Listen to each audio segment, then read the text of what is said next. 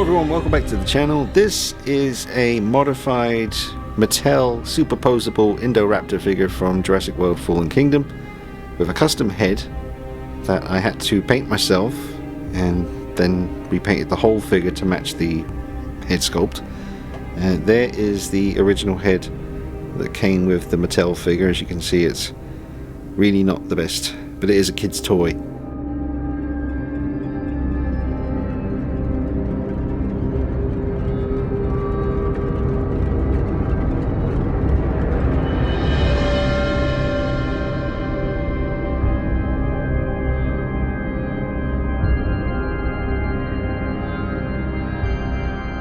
But with the custom head here, you can pretty much change it into more of an adult collectible, because you got to be careful because his teeth are really sharp, which I love.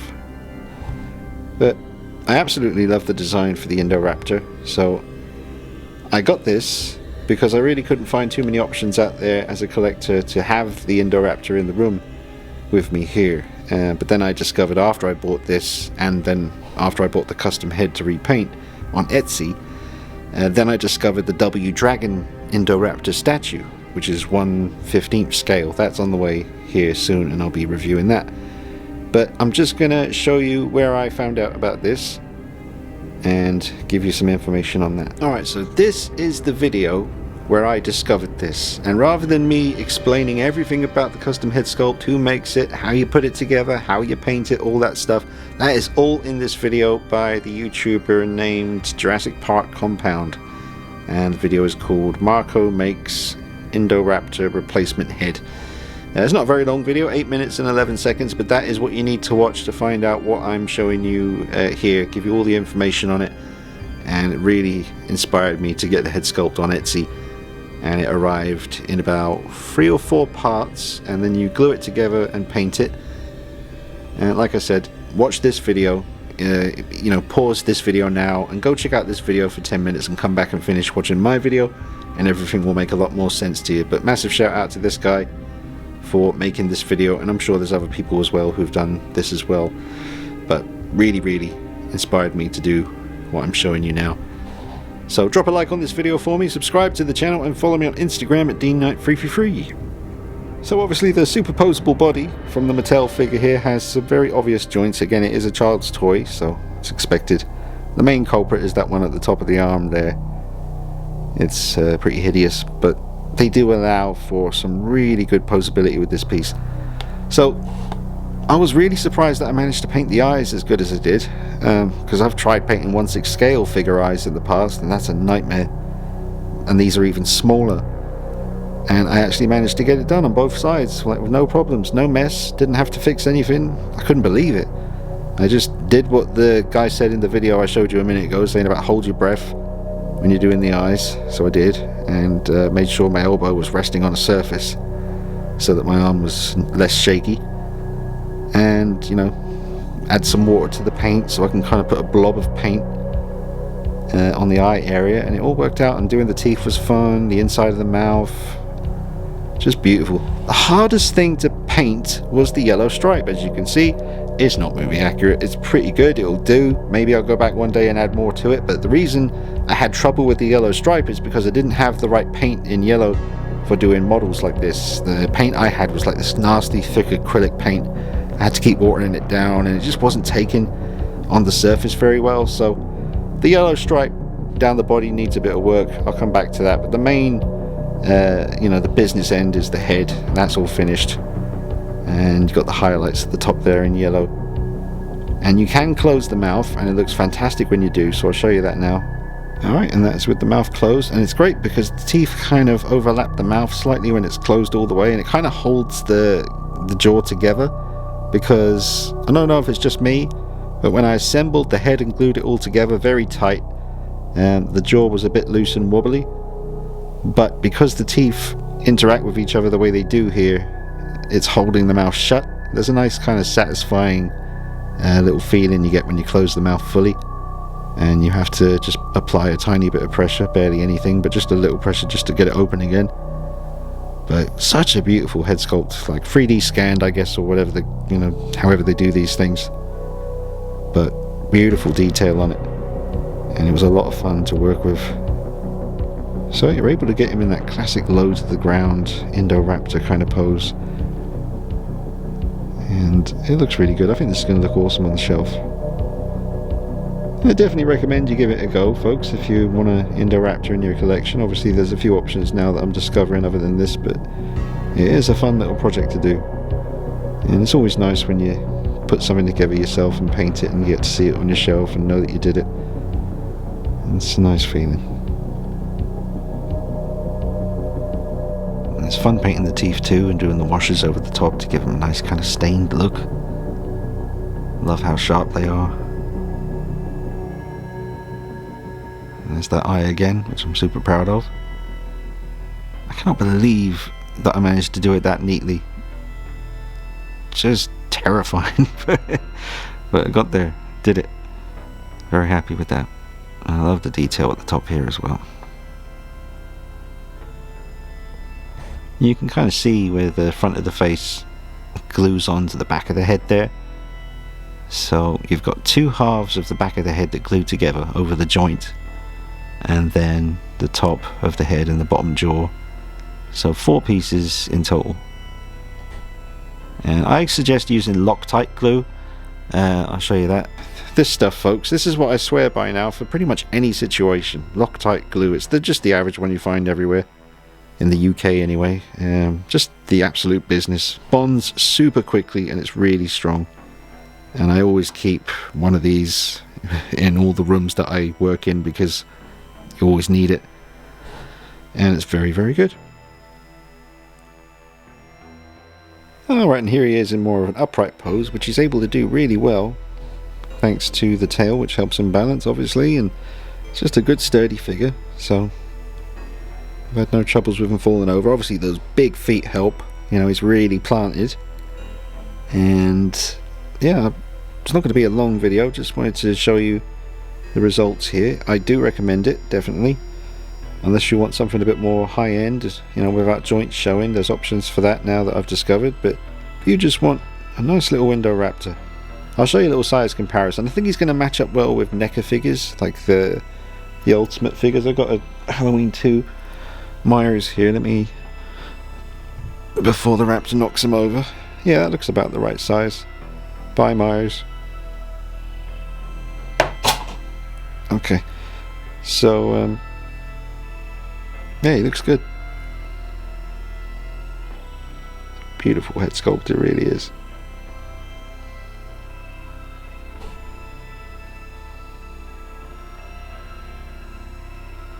So, like I said, I spent so long on the head sculpt that by the time it came to do the yellow stripe down the body and the grief I had doing it because the paint wasn't right for this kind of, you know, situation, wasn't taken very well on the figure, it doesn't look right. Now, if you look at the reference picture here, you can see the shape, the pattern of the yellow stripe going, well, not really a stripe, you know what I mean. I'm going to go in with the tar black paint that I used to repaint the whole thing, and I'm going to correct the pattern down the side after a little break, you know, because I'm done with this thing for a week or two. Got a lot of mask stuff I need to get done, so I'll come back to this in the future and I will correct the stripe down the side. But very happy with the rest of him. So another picture I was looking at was this one, and you can see, you know, around the black of the pupil in the middle it gets a bit yellow and then spreads out to a red around the edges. That's very tricky for me to do on something this small, so I just went with a kind of orangey red and left it at that. I did the pupil and then put some nail varnish gloss over the eye. I used airbrush gloss for the nails and the teeth, but for the eye I wanted that to really have a proper gloss to it, so I used nail polish gloss for that particular thing. Oh, but you can see as well in this particular picture it does seem to be more of a charcoal grey for the most part, with maybe a black wash or however they would do that, probably with, you know, very expensive airbrushes or whatever. But this was one of the main pictures I chose to use as a reference. And another picture here. Nice the way the teeth kind of close the way they do, just like on the custom sculpt.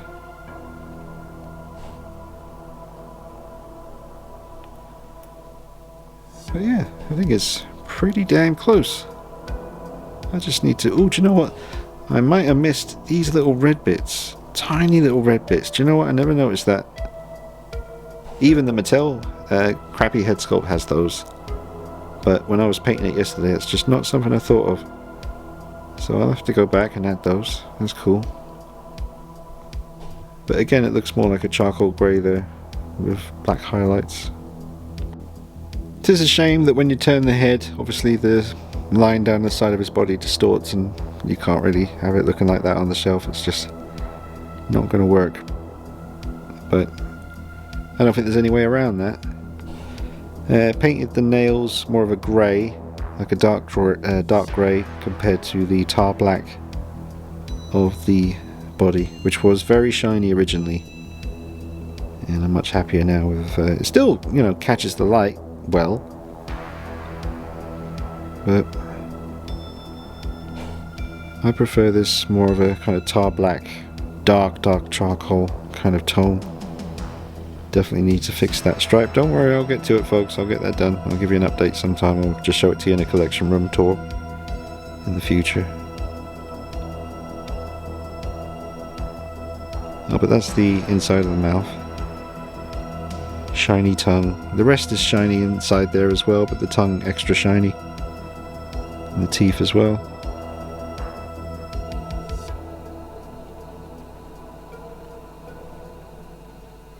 And I got a really nice angle here with the light set up nice. I'll give you a nice close up of the side profile.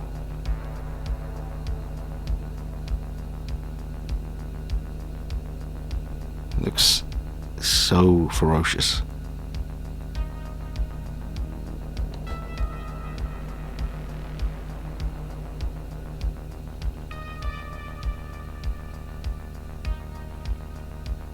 And for a bit of a lower angle, I put the neck back in position to line up the stripe because that was bugging me.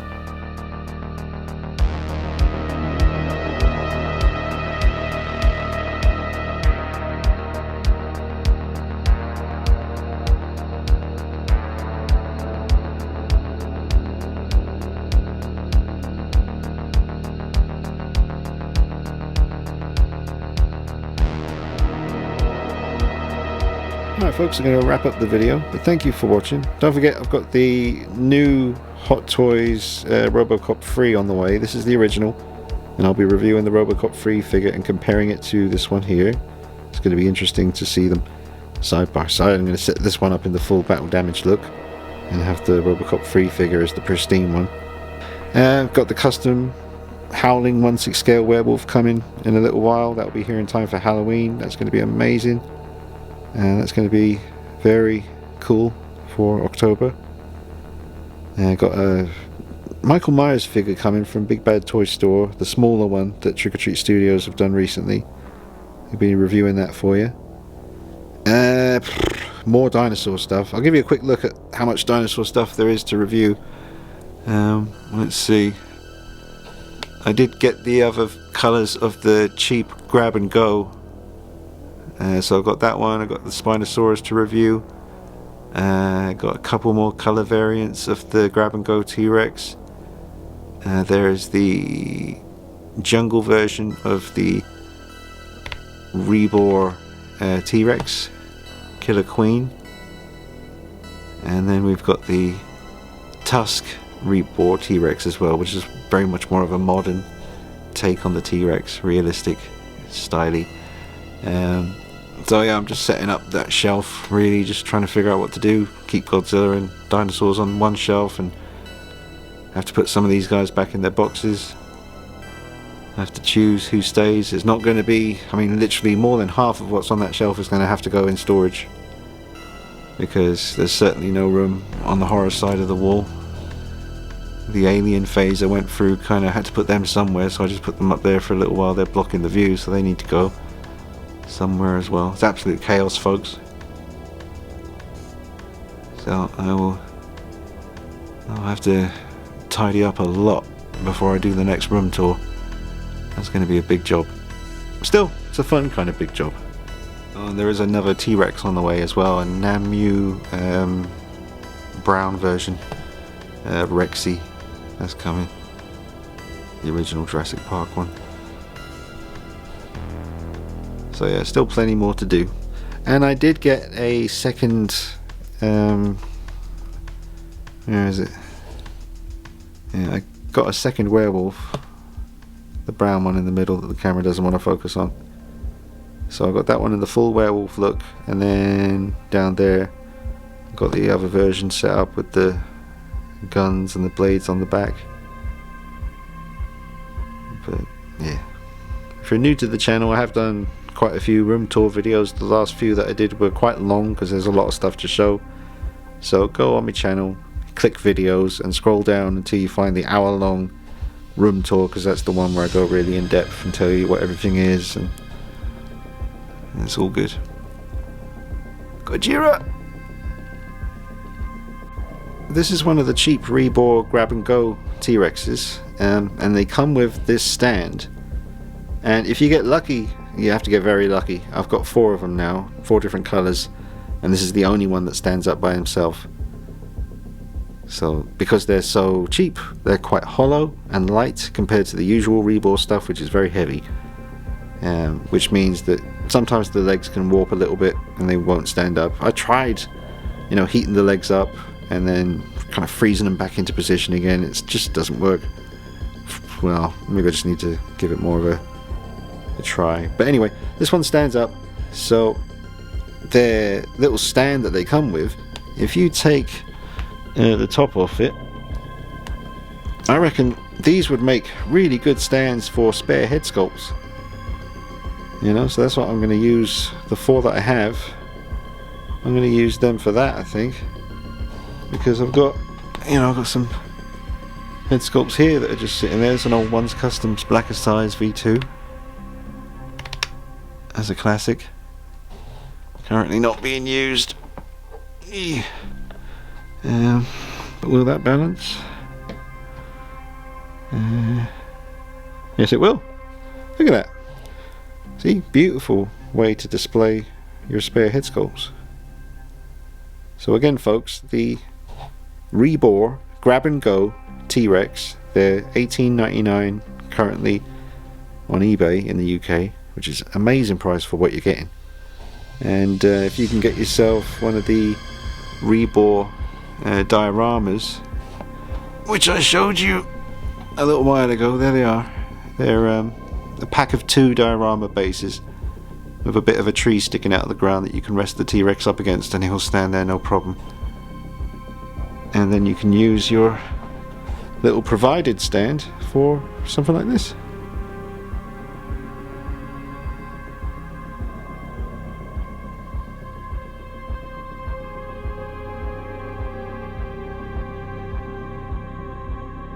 Alright folks, thank you for watching. Drop a like on it for me, subscribe to the channel, and follow me on Instagram at dknight333. Let me know what you think of how this turned out. Let me know how you're doing. I hope you're having a good October. I'll be back with you soon with the Robocop 3 Hot Toys review and comparison, and the custom werewolf figure, and a whole bunch of other stuff planned as well. So have a good time. I'll see you soon. Take it easy. Bye bye.